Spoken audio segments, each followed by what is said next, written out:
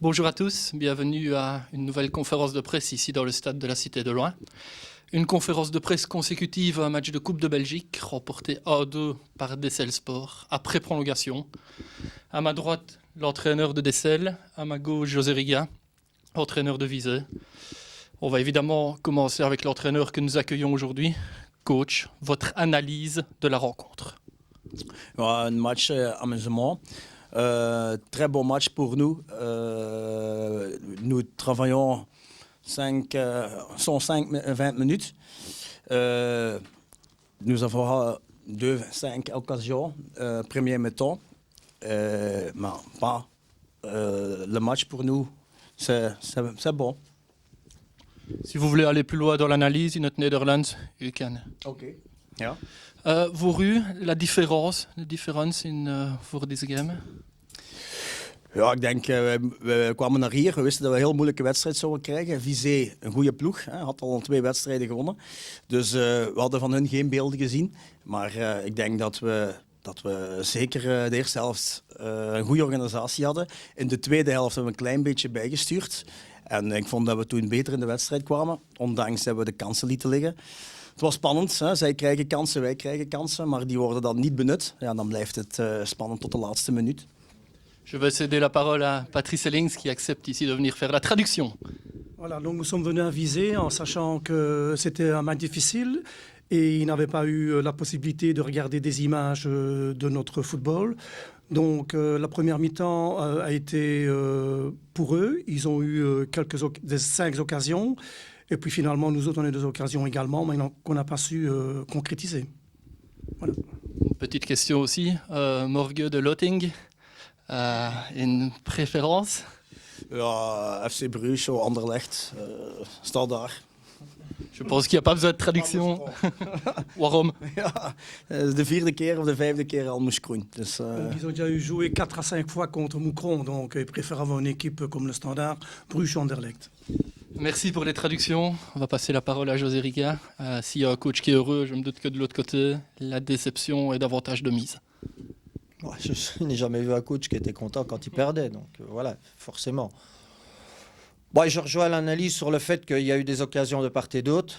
Il y a eu des occasions dans notre chef par la création de jeux, et il y a eu des occasions de l'autre côté par des opportunités qu'on leur a parfois données directement. Mais il y a toujours une prise de risque quand on veut faire le jeu.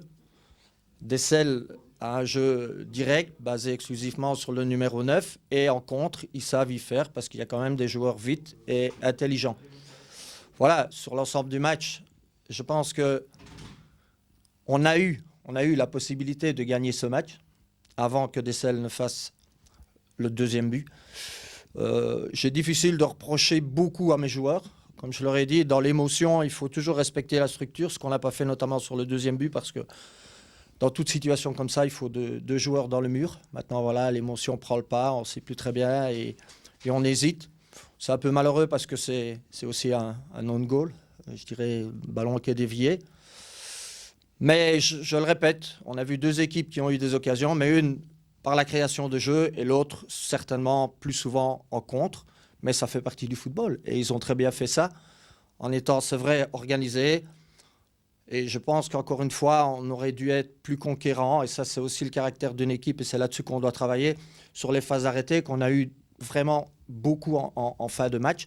Eux aussi ont eu des opportunités, parce qu'ils ont pratiquement gagné tous les premiers ballons. Et je trouve qu'on doit mieux exploiter ça.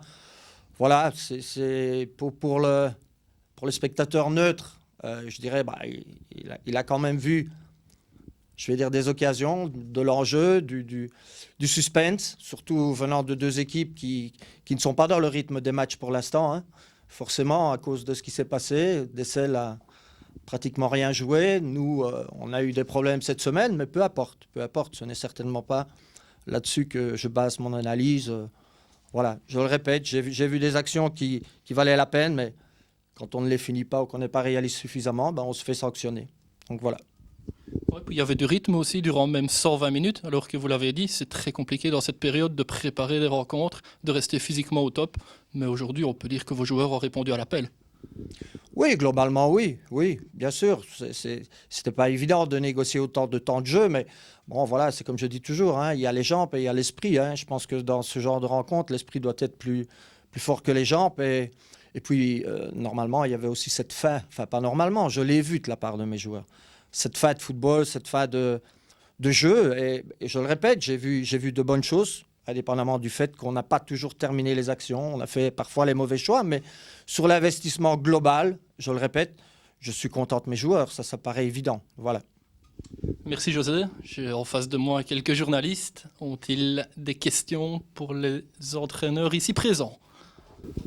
On a vu aujourd'hui ce qui vous attend aussi en championnat. C'est-à-dire, Dessel, c'est une équipe sérieuse qui est là chaque année. C'est quelque part une bonne répétition, avec évidemment cette nuance désagréable que ici la compétition s'arrête. Voilà. Oui, je suis tout à fait d'accord. C'est le genre d'adversaire qu'on risque encore de rencontrer et on sait forcément que voilà, on a des joueurs en face de nous, mais on a surtout la notion d'équipe qui est souvent présente du côté néerlandophone, c'est-à-dire qu'on fait bloc, on est structuré. Voilà, il y a une bonne organisation défensive et comme je dis, il y a aussi des joueurs qui savent y faire en ressortie de balle. Donc c'est vrai que c'est certainement le genre de match qu'on devra vivre, mais avec une autre conclusion qu'aujourd'hui. Voilà, parce que c'est la DA nationale. Voilà. Oui, le coup franc. Qui est le deuxième? Boulevard. Ah oui. Y a-t-il d'autres questions? Oui, José, tu mets l'accent sur les phases arrêtées qui étaient déjà un problème la saison dernière soulevé. Est-ce que ça risque encore d'être récurrent? Il va encore falloir travailler un peu plus cet aspect-là? Je ne sais pas si c'était un problème la saison passée, enfin avec moi, parce que je n'ai pas les statistiques en tête, mais je ne pense pas. Ce qui a marqué l'année passée, c'est qu'on l'a eu, en effet, on a concédé parfois 1 ou 2 buts, mais c'était souvent ce qui permettait à l'adversaire d'émerger. C'était souvent en fin de match, comme à Heist, tu vois, où finalement, on avait fait jeu égal, et c'est vrai que sur ce genre, à Test notamment aussi, si tu te rappelles, on menait, ils ont égalisé là-dessus, donc je pense que ça a marqué les esprits. C'est pas qu'on en ait pris nécessairement beaucoup, mais il est clair que, comme je l'ai dit, dans l'émotion, il faut rester conquérant. Pour moi, Benja a fait de nouveau son match, il n'y a rien à dire là-dessus. Maintenant, voilà, on a tous vu qu'il y a encore des automatismes qui ne sont pas présents. Voilà, et les phases arrêtées, tu peux les répéter toute la semaine, parce qu'on les a beaucoup répétées. Rien ne remplace évidemment la situation de jeu, où là, il est question d'être surpris par l'adversaire, il est question de tempérament, il est question de duel. Voilà, et c'est clair que bon, tu sais aussi sur qui on comptait dans ce genre de situation. Donc voilà, je pense que de toute façon, indépendamment du but qu'on prend aujourd'hui, c'est quelque chose qui fait partie du travail chaque semaine. Voilà. Et comme je t'ai dit juste avant, je m'interpelle autant sur le fait qu'on n'ait pas su profiter des nombreuses phases arrêtées.